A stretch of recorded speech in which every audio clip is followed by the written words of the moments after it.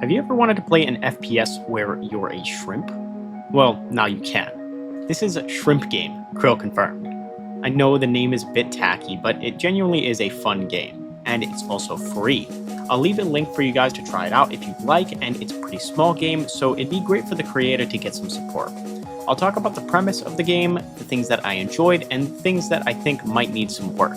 But in the end, I'm no developer, and this is all just my opinion. So you guys are also just as free to try it out and be the judge. So, the general premise, you're a shrimp. But you're not actually a shrimp. Instead, you're piloting a shrimp. So it's like Pacific Rim, but with shrimp? Pacific Shrimp.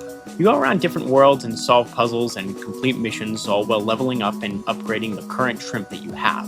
There are different classes and elements with different abilities, and you can trade between different shrimp or just roll with one throughout the entire playthrough. It's a pretty simple, or pretty shrimple, premise.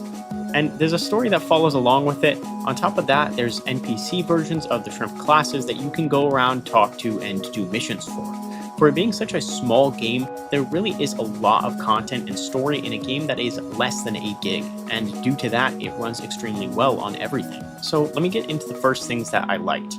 The classes and swapping between shrimp is really cool. There's also a hub area where you can swap between them. The levels were also streamlined enough so that if you're having trouble with a certain boss or enemy type, you can go back and swap characters, and it's not really that big of an issue. The weapons were good, and it felt like I could find something to use throughout levels, and not that I was stuck with something that put me in a bad situation. Even when going up against bosses, usually the difficulty was never the weapon, but the mechanics around the boss fight and their arenas. Discussing weapons, I'm also going to use this to talk about abilities as well. There are a lot of really unique and fun abilities to play around with, but the thing that I really liked the most was that secondary abilities and ultimates feel very grounded and worthwhile when using them. Having an ultimate charged made you feel like you really wanted to land it and that you should make it count, rather than just waiting to charge it up again.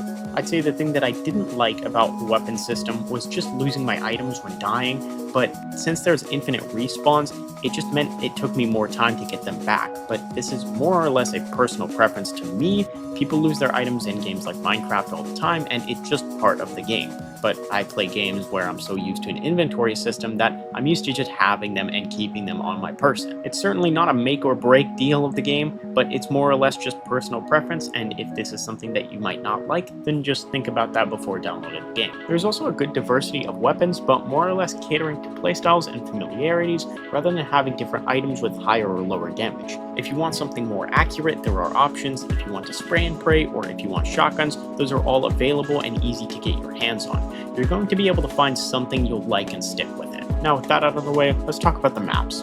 There are a lot of enemies, but I never found myself having trouble dying repeatedly. It's enough to keep you on your toes, but the enemies are never so overpowered to where you get overwhelmed. And there is quite a lot of elevation change in most areas, but since the gravity is floaty, it's designed pretty well around that. Some of the areas were a bit big for my liking, and definitely the up and down platforming did feel clunky at times. I think if the platforming was a bit more back and forth rather than up and down, it would have been really fun to fight enemies during that. Some people may like this platforming just fine though. The starting area and the hub area is really drowned out in color, and it is really dark. But when you get into the levels, there's a really nice pop of color, so it gives good contrast to everything. The enemies are also really bright in color along with the maps, but I didn't find myself squinting to try and find something that was blending in or anything. It felt like there was a good enough contrast between the enemies and the backgrounds of the maps for me to see everything and to deal with everything.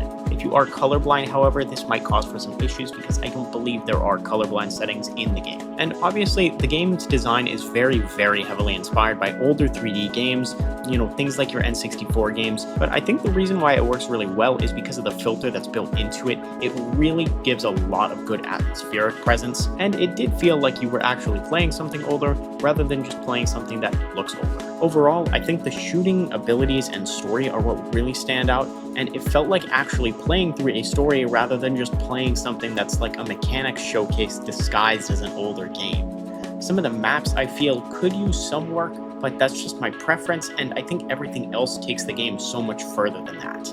If you want to play something new that feels like an older game, or if you want to just play a new single-player shooter, it is free, so it really costs nothing to try. It also has up to 6-player co-op, so if you want to try it with friends, that's a great option. I'd say if I've got to give it a number rating, it's probably a 7 or a 7.5 out of 10. With updates, it will really only improve, and with friends, it's probably amazing to play. And that's everything that I've got for today, so I'll see you guys next video.